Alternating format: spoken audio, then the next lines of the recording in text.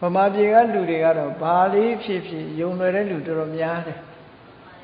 ယုံလွယ်လို့ရှိရင်ဘာလေးလုံနေဟုတ်တယ်ထင်တာပဲအဲ့ဒါဟာအားနည်းမှုလို့ခေါ်တယ်ဘာအားနည်းတာတော့ဆိုအသိပညာအားနည်းတယ်လို့အသိပညာအားနည်းလို့ရှိရင်ဖြစ်နိုင်မဖြစ်နိုင်ကိုမကြည့်ဖြစ်နိုင်တာမဖြစ်နိုင်တာတွေလက်တွေ့ကြတာမကြတာတွေဘာတစ်ခုမှမစဉ်းစားဘူးမြေကြီးထဲမှာငကားရှိတယ်ဆိုလဲယုံမှာပဲလေနော်လူတွေကယုံနေကြတာပြောပါတယ်မင်းတို့မင်းကြီးတောင်အလိမ်မိသွားသေးတယ်ကြားဘူးလား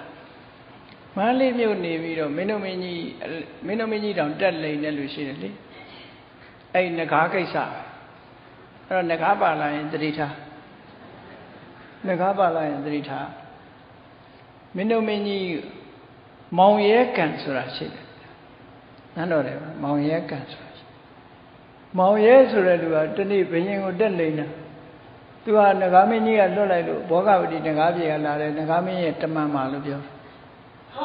ဘယ်နေ့ဘယ်ရက်ဟာရှင်မင်းကြီးကိုငကားကလာဖူးပါလိမ့်မယ်ပေါ့အဲ့ဒီချိန်ကျရင်အဲ့ဒီကံထဲကနေပြီးတော့ငကားမင်းကြီးကပေါ်လာပြီးရှင်မင်းကြီးကိုဖူးမြော်ကြောက်ပါလိမ့်မယ်ဆိုတော့ဘယင်ကြီးကလည်းဖူးမြော်ခံနေတာပေါ့နော်အဲ့ဒီနေ့မှာအချိန်နဲ့အတိအကျပြောတယ်အားလုံးကလည်းငကားလာမယ်ဆိုဟုတ်ထင်ညာအဲ့တော့ဟုတ်ထင်တာခုမှမဟုတ်ရင်တော့တည်းထင်လာခဲ့ကြတာနော်အဲ့ဒါတွေသတိထားဖို့သိလို့ရတယ်ပေါ့နော်လက်တွေ့မကြတာတွေယုံလွယ်တာမကောင်းဘူးပေါ့အဲ့နေ့ရောက်လာပြီဆိုတဲ့အခါကျတော့မောင်ရဲဆိုတဲ့လူလိန်ကဘာပြောတော့ဆိုလို့ရှိရင်သူကမှန်ပါဗျာငကားမင်းကြီးကတော့ရောက်လာတော့မှာပါဘုံရှိတဲ့ပုဂ္ဂိုလ်များသာသူ့ကိုမြင်ရပါလိမ့်မယ်ဆိုတော့ဘုရင်ကြီးကငါမမြင်ဘူးလို့ပြောရင်သူ့ဘုံမရှိမှရောက်တော့နောက်ဆုံးတော့မြင်လိုက်ရတာပေါ့ဟာဟုတ်တယ်ငကားကြီးနော်အလင်းခံရတယ်လို့ခေါ်တာမမြင်ရလဲမြင်ရတယ်ပြောတော့ဘုံရှိတဲ့ပုဂ္ဂိုလ်မှမြင်ရပါတယ်ဗျာဆိုတော့မမြင်ရဘူးဆိုသူ့ဘုံမရှိရရောက်သွားလိမ့်မယ်လေကျန်တဲ့လူတွေကတော့ကိစ္စမရှိဘူးဘုံမရှိလို့သူတို့မမြင်တာတော့လိန်နာညာတာကိုသတိထားဖို့မတ္တမအရေးကြီးတယ်လောကကြီးထဲမှာနေတာဒုစီရလူတွေကတော်တော်များများကတော့အလိန်ခံရင်လို့စောင့်နေတဲ့လူတွေများပါတယ်လိန်မဲ့လူပဲမျောနေတယ်လိန်မဲ့လူကလိန်သာလိန်တရားလူတွေကအစင်နဲ့ပဲယုံဖို့အစင်နဲ့ဆိုတာအဲ့ဒါလို့ဖြစ်ဒါကြောင့်မို့လို့ဘယ်ကိစ္စပဲဖြစ်ဖြစ်အကောင်ပြောတာပဲဖြစ်ဖြစ်အဆိုးပြောတာပဲဖြစ်ဖြစ်ကိုယ်တိုင်သိအောင်လုပ်အလွယ်တကူနဲ့ယုံကြည်မှုဟာမကောင်းဘူးမန္တလေးမြို့ကြီးဒီဘောမင်းပါတော်မူသွားတာဆိုတာကိုလည်းပဲကြားဘူးရတယ်မဟုတ်လားရာဇဝင်စကားတွေမှာအဆိုလေးတော့ရှိတယ်ဥကောင်းလိန်ထုတ်ဒီဘောပြုတ်တယ်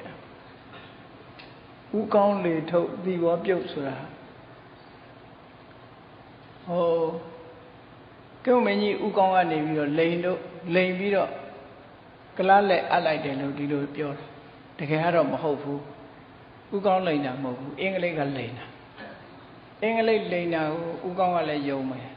အလိန်ခံရတယ်လို့သာမှတ်ပြီတော့ဒါဖြင့်ဥကောင်းလိန်ထုတ်ဆိုတဲ့စကားလုံးကဘာပြောတာတော့ဆိုတော့ဥဆိုတာတိကနန်းပဲကောင်းကနှစ်ကနန်းလိန်ဆိုတာကဘုရုဆိုလေးကနန်းထုတ်ဆိုတာ9ကနန်းပေါင်းလိုက်တဲ့အခါကျတော့ဘာလဲတော့1240ဒီဘောမင်းပါသွားတဲ့ခုနှစ်လေမြန်မာတက္ကရာ1248ခုနှစ်ကအဲ့ဒါဥကောင်းလိန်ထုတ်ဒီဘောပြုတ်ပဲနော်အဲ့ဒါလို့ဆိုလိုတာကနေပြီးတော့ဟိုဥကောင်းလိန်နဲ့ထင်းနေအမှန်ကဥကောင်းလိန်တာမဟုတ်ဘူးဥကောင်းကိုအင်္ဂလိပ်ကလိန်သွားတာဘယ်လိုကြောင့်လိန်တာတော့ဆိုမော်လမြိုင်ဘက်မှာရှိတဲ့ဒီနောက်ရမင်းသားလားပဲမင်းသားလားမသိဘူးမင်းတို့မင်းကြီးရဲ့သားတွေရှိတယ်နော်အဲ့ဒီမင်းသားနဲ့ရုပ်တူတဲ့လူတယောက်ကိုသင်္ဘောပေါ်မှာမင်းသားဝတ်နဲ့တင်းလာပြီးတော့ဒီဘောမင်းအစာအဲ့ဒီမင်းသားကိုနမ်းအပ်မယ်ဆိုပြီးတော့လိန်လာပြီးတော့နမ်းမအပ်ဖို့ အဲ့ဒီအဖြစ်ပြက်ကလေးတွေဘောဓိတရှိအောင်ဖတ်ကြည့်ပေါ့မန္လေးရာဇဝင်ကိုမန္လေးနေရင်မန္လေးရာဇဝင်သိရတယ်တို့လိန်ထုတ်သွားအောင်မလို့ဆိုကြအဲ့တော့အဲ့ဒီလူဟာတွေရှိတယ်ဒါကြောင့်မို့အာထေယမုခောဆိုတာယုံလွယ်တဲ့လူလို့ဆိုလို့တယ်နော်ယုံလွယ်တဲ့လိန်လို့ရဘာဖြစ်ခေါင်းထဲမှာဆွဲအောင်မှတ်လိုက်တယ်မဟုတ်တာပြောလဲအေးသူပြောတာဟုတ်တယ်ကောင်းတာပြောလဲအေးသူပြောတဲ့အတိုင်းဟုတ်တယ်ဆိုပြီးတော့လိန်နာညာတာကိုအလွယ်တကူမှတ်ယူတတ်တဲ့ပုဂ္ဂိုလ်မျိုးဟာအာထေယမုခောတဲ့အဲ့ဒီပုဂ္ဂိုလ်မျိုးဟာလည်းပဲအမှန်တရားကင်းတဲ့ပုဂ္ဂိုလ်တရားမရှိတဲ့ပုဂ္ဂိုလ်